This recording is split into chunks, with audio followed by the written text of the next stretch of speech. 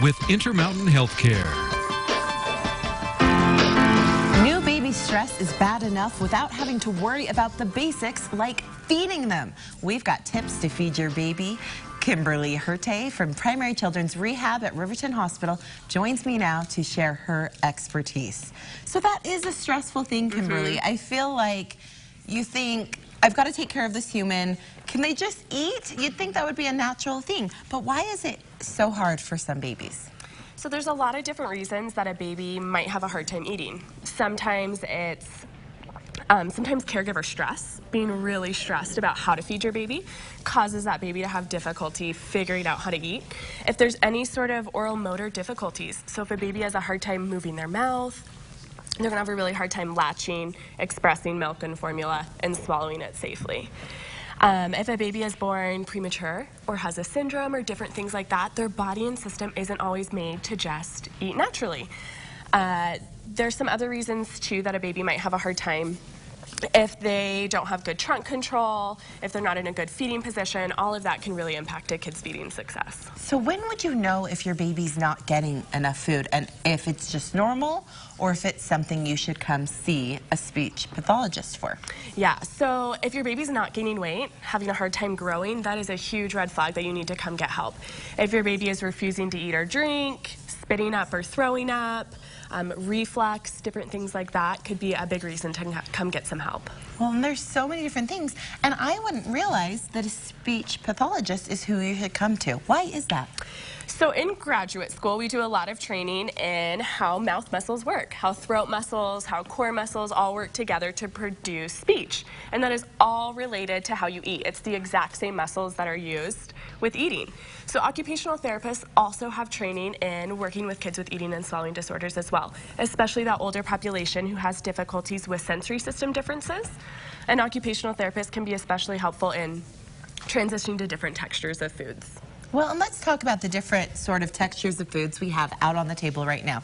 What have you brought with you today, and why did you bring it? Yeah, so a lot of people get into mealtime ruts, and kids get bored. And so we see a lot of mealtime refusal and food refusal from kids because it's not exciting. Parents are pushing something on their kid. Maybe they're eating the same thing for lunch 3 days in a row. It's the same bowl, the same spoon. That's boring.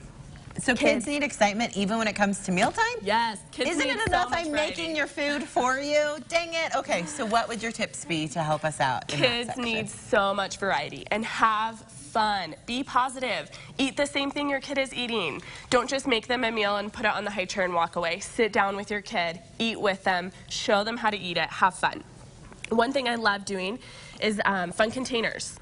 So you can take a whole variety of colorful veggies with some ranch dip in there and serve it to your kid as a snack, instead of just putting one bell pepper on a tray with some ranch and just being like, here's your snack. This is fun, this is creative, this is different, and a kid's gonna be really excited to dip and explore. Well, and what I think's fun about this is it's going to keep my kids entertained for a couple minutes. I mean, Maggie will sit there and eat that, and it's like an activity they're doing, not just eating. Muffin tins, most people have muffin tins laying around their house filled out with different snacks. I chose to use a smiley plate for this snack, but you could put fruit and cheese and nuts all in a muffin tin, and then you have a lot of variety, a lot of excitement, and it's something different rather than just a boring plate. Well, and I think it's fun to look at it this way. I didn't even know at first glance what this was, but this is cheese. That's cheese you have there. So it's just a string cheese that I cut up into different cubes, so it changes the shape. If your kid loves string cheese and they're eating it all the time, cut it into a different shape. Be silly with it, have fun. You can use little swords or toothpicks. This would get dangerous in the Miller home, I can tell you that right now. But it would definitely get them eating the cheese. Okay, this little plate we've got here doesn't look like my kids would have a hard time and fight me on eating it. What do you have here? So some kids actually have a really hard time transitioning. If they like graham crackers, they might have a really hard time eating something that doesn't look and feel exactly like that graham cracker.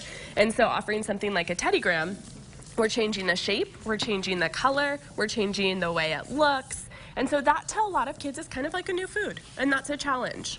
And so this can have a good variety, and even it's just helping your kid loosen up and not be so rigid. Such a great thing, and it's going to help the parents loosen up and not be so rigid when it comes to mealtime. If your child is having a difficult time eating, swallowing, and you think it may be a deeper issue, please call the number on the screen. Primary Children's Outpatient Rehab Clinic at Riverton Hospital. Speech pathologists are there to help you figure it out together. You're not alone in this. We will link their website from our website. Kimberly, thank you so much for being here today. You. I think I'm going to eat one of these cheese into the break. Brian? Feel good.